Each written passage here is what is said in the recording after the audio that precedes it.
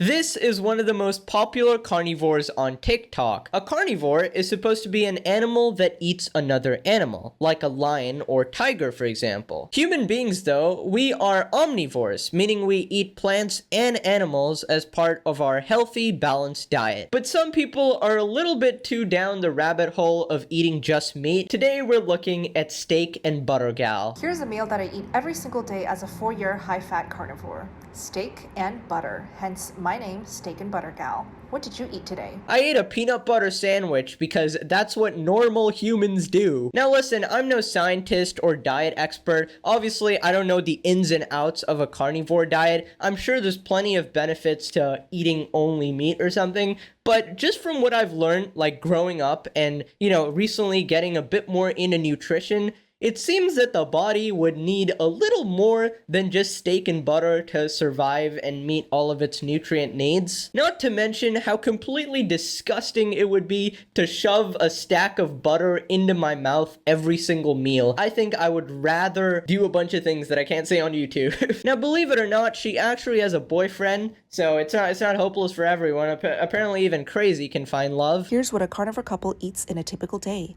Lots of cold butter, but also lots of fatty meats, like pork belly and sugar-free sausage.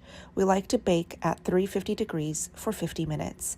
And of course, 2 beautiful platters of flanken short ribs. Now, I don't want to be dramatic, but I would rather shove my head into a can of worms, paralyze myself, and have the worms crawl into every single hole in my body and maybe lay eggs in my eyeballs than eat like you. Now, this isn't to say that I'm stuffing myself like an idiot, right? I'm not eating pizzas 3 meals a day or burgers or something like that. I'm just saying there needs to be a little bit of a balance. I don't know, maybe eat an egg omelet or something. I don't know, throw that in there.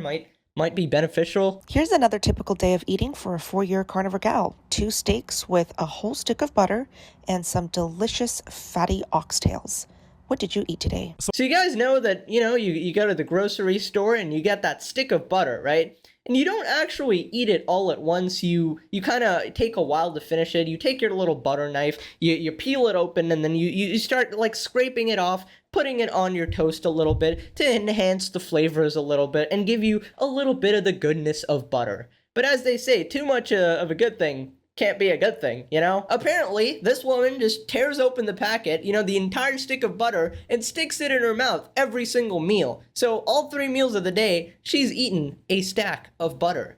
Now, I'm no health expert again, but listen, I'm just doing a little bit of mental maths here, and it seems like the amount of fat you're eating definitely exceeds the amount a human being is supposed to eat in a singular day. So this has got to be extremely unhealthy. I don't know, this can potentially probably even give you a heart attack maybe. I don't know how it works. Now listen, the things you're eating are not like explicitly super unhealthy, right? You're not shoving donuts into your mouth or sugar or something like that. And, you just gotta eat in a bit of moderation. Like, steak is pretty healthy. Butter in, limited quantities is part of a healthy diet as well because it gives you those healthy fats. But the amount you're eating is absolutely just ridiculous. I don't know if you want to end up like the health inspector after eating the nasty patty, because that's what's going to happen. Okay, here's another carnivore that definitely needs to be put in some institution. I started my day with some homemade broth, and the fact that this is going to gross you guys out just brings me so much joy.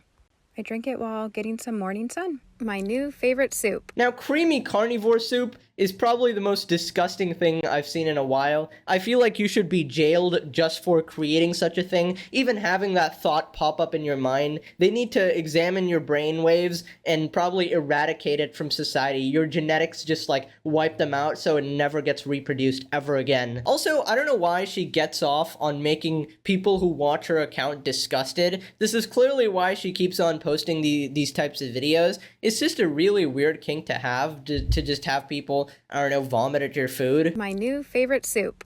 I cooked 1 pound of ground pork. I just seasoned mine with salt, but feel free to use a breakfast sausage. Drain out all that grease, and then I added this gelatinous homemade beef bone broth. I warmed that up a little bit so I could dump it in. I love the little blob. And stir it up, warm it up, then add in 1 cup of cream cheese.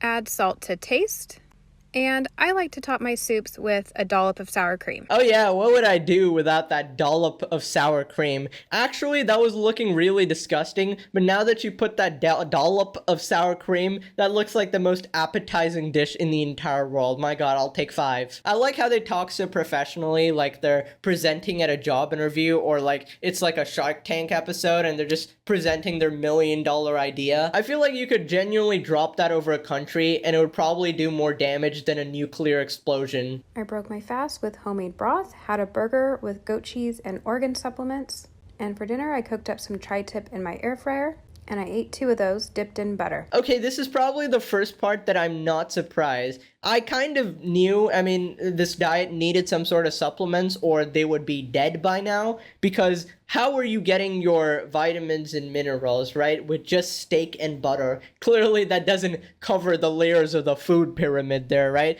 I think a balanced diet with vegetables and fruits would probably be ideal. But you know, you could have some balls in there. I do love me some balls. In addition to carnivores not smelling as bad, which in turn makes you need less of those hygiene products, our senses become heightened. Stop the cap.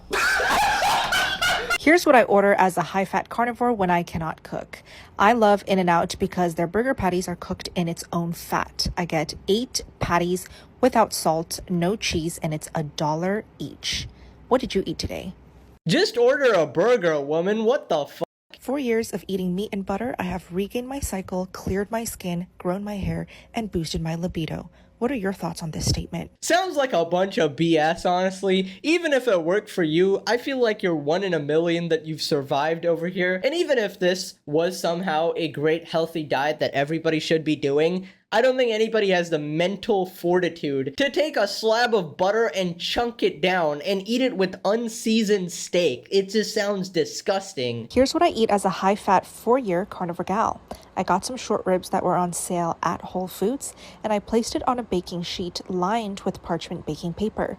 I baked it at 300 degrees Fahrenheit for 3 hours, and here was the final outcome. Delicious. Why is it always steak? Where is the chicken? Where is the turkey? Go to some lean meats instead of red meats. I feel like that would be a way healthier diet. This is one of my favorite high-fat carnivore meals to eat on chilly days. I absolutely love steak and butter, as my handle and name suggests, but as a side, having some delicious fatty oxtail, bone broth, and poached eggs is just delicious on chilly days. What are your favorite carnivore meals on chilly days? Why did she pan to her dog? That was so sus, man. Oh my god. Anyways, go eat a banana or something. Click this video. Bye-bye. Also, I have a new channel, guys. Check it out. Bye-bye.